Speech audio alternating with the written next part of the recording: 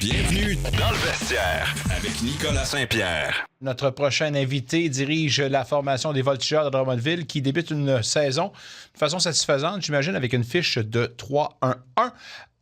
Reste que c'est une équipe qui... 3-1-2, oui, voilà, merci beaucoup. Alors, je m'étais trompé.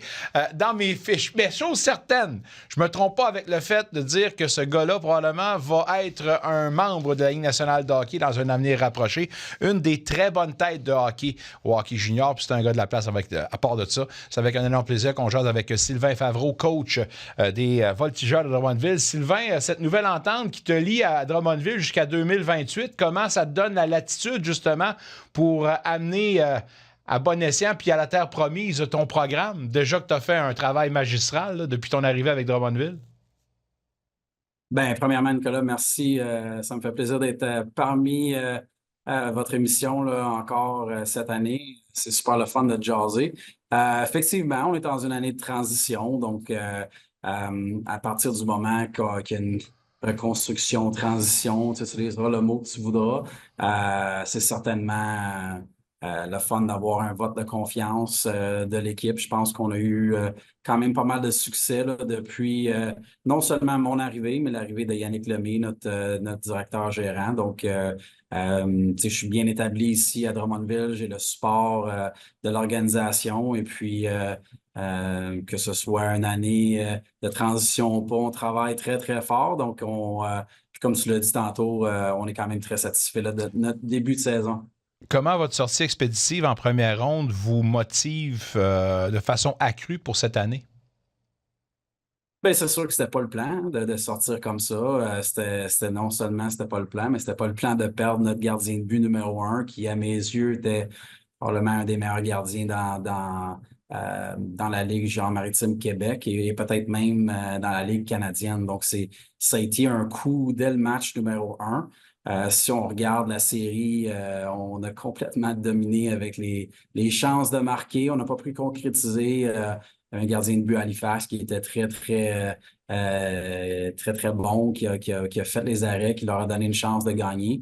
Ceci étant dit, on ferme les livres sur l'année passée. C'est sûr qu'il y a une motivation, mais la motivation, elle est plus dirigée avec une très, très jeune équipe de bâtir, non seulement de bâtir, mais d'avoir la culture, la continuation dans la culture, ce qu'on a développé depuis les 2 dernières années. Puis c'est super le fun de travailler avec des jeunes qui travaillent très, très fort. On l'a vu, on a un bon début de saison, mais tout leur revient à ces joueurs-là, puis leur niveau de compétition est très, très élevé. Puis ça nous donne une chance de bâtir puis de gagner des points là, en ce début de saison. On doit quand même retourner des fleurs à l'organisation parce que ça prend des coachs et personne en place pour mettre une culture. Puis ça prend en plus de ça des jeunes qui vont adhérer à cette culture-là. Malheureusement, c'est pas donné à toutes les équipes, mais on doit encore une fois faire face au fait que autant toi que toute ton équipe autour, faites le bon travail pour amener une très bonne culture pour Drummondville, qui est, selon moi,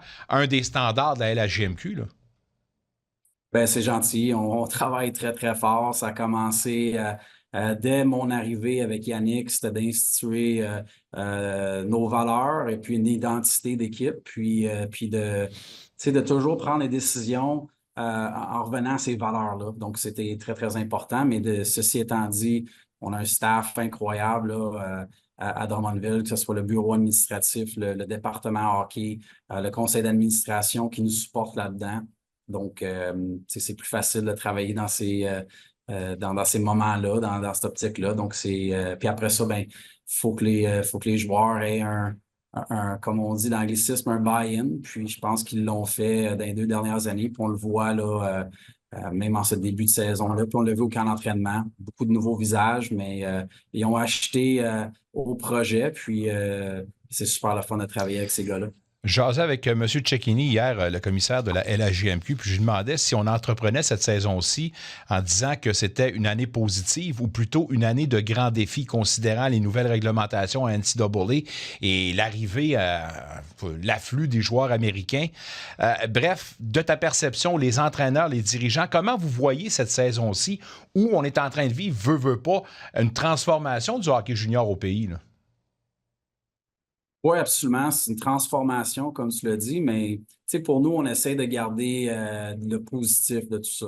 Le positif, c'est qu'on va avoir beaucoup plus de jeunes joueurs de haut niveau qui vont jouer dans notre ligue, où auparavant, à 16 ans, étaient forcés de prendre une décision. Est-ce que on continue la route vers le géant majeur ou plutôt on s'enligne vers les collèges américains, vers la NCAA? Donc, je pense qu'on va voir plusieurs très, très bons jeunes joueurs intégrer notre ligue. Est-ce que ça veut dire qu'on va perdre certains joueurs de 19 ans? Sûrement. Mais pour moi, à Drummondville, le consensus, c'est qu'on va se donner quelques années pour laisser la poussière retomber, pour mieux évaluer tout ça. Mais en ce moment, on gère ça au jour le jour et puis on navigue ça comme les autres, toutes les autres équipes là, dans la LCH. Parlant de joueurs qui ont quitté, Maxime Lafont, qui est parti avec Northeastern, c'est confirmé, ça? Oui, c'est confirmé. Puis une très belle histoire pour Maxime. Max a fait partie de l'équipe championne il y a 2 ans. L'an passé, n'était pas capable de trouver là, vraiment son niveau de confort et a décidé de retourner dans le Junior 3 pour finir la saison. Puis ça a été très, très bénéfique pour lui, gagner en confiance. Et puis, il nous est arrivé en forme, prêt à compétitionner. Puis, vu son début de saison, puis juste le profil de joueur, un centre de 6 et 5 qui peut bouger, qui peut faire des jeux, ça court pas les rues. Donc, Northeastern qui a vu en lui un joueur dont il voulait s'acquérir. Donc, ça va être une fin de saison pour Max qui va être importante. On commence tout juste, là, mais ça va être une belle opportunité pour lui de se faire valoir. Puis, c'est une belle carte là, pour lui de pouvoir compter sur une bourse d'études là, à la fin de son stage junior. Intéressant de voir comment on va manœuvrer dans tout ça. Ce qui ne court pas les rues également, c'est un entraîneur avec un pourcentage de victoire de 673. C'est effectivement ton pourcentage de victoire en ce moment. Je peux-tu te demander, c'est quoi la recette qui fait tes succès en ce moment? Et parler de ta progression en tant qu'entraîneur, de ton passage avec les Mooseheads comme entraîneur adjoint jusqu'au moment où on se parle en ce moment. Oui, puis je dirais même mes débuts à Ottawa dans le circuit junior A, dans la CCHL. J'ai eu des gens là, qui m'ont donné une opportunité. Avec les Puis ensuite, Cumberland Grads, hein?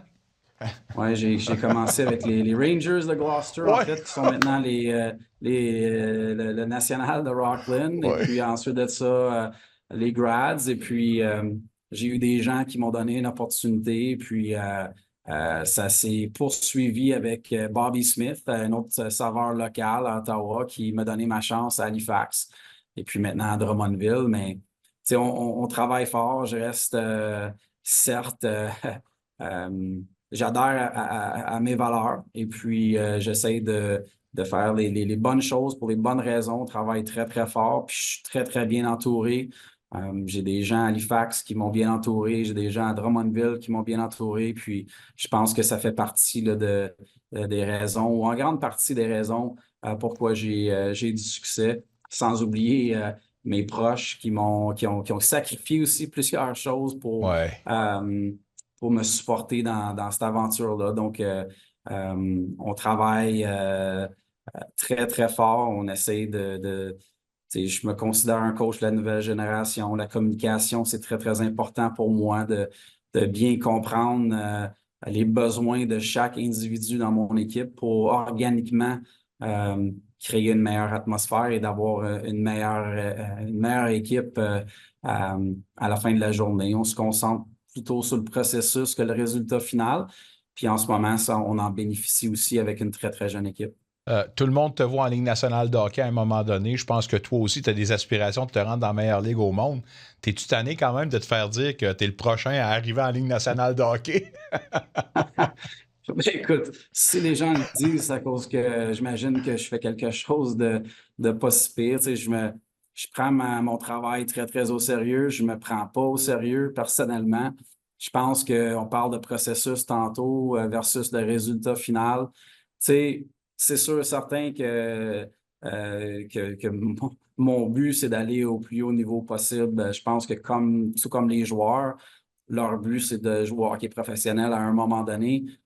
C'est le mien aussi. c'est de gravir les échelons. Puis ça prendra le temps que ça prendra. Tu sais, pour moi, c'est vraiment peut-être les 2 dernières étés là, qui ont été un peu plus actifs là, au niveau du prochain niveau. Mais tu sais, pour moi, je pense que la bonne opportunité va se présenter en temps et lieu. Entre-temps, je travaille très, très fort à Drummondville, puis d'essayer là, de bâtir une belle équipe de hockey, surtout dans une année de transition comme cette année.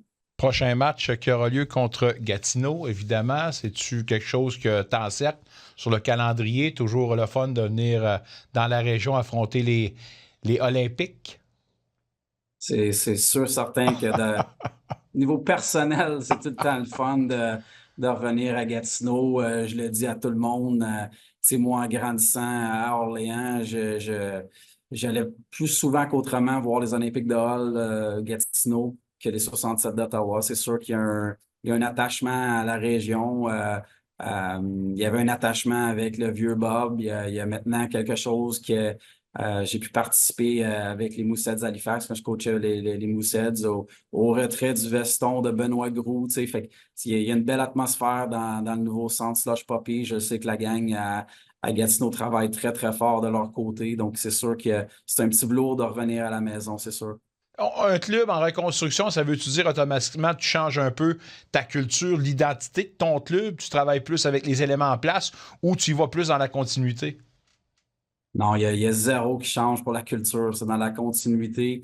Tu sais, je l'ai vécu avec une très, très jeune équipe à Halifax dans le temps. Puis l'année d'après, on s'est rendu en finale contre les Remparts de Québec. Donc, pour moi, tu sais, le talent, ça n'a pas d'âge.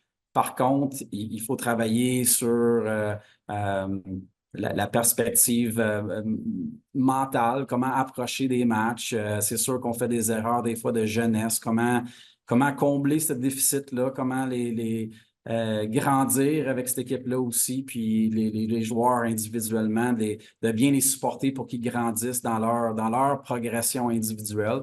Donc, pour moi, c'est plus dans la continuité. On a travaillé très, très fort pour établir une culture ici. On a tu sais, je pense qu'il reste 5 ou 6 joueurs d'édition championne. Eux travaillent très fort aussi pour m'aider là, dans tout ça et puis de faire certain là, qu'on continue dans la bonne voie. Puis, c'est sûr que c'est une année de transition. C'est jamais facile.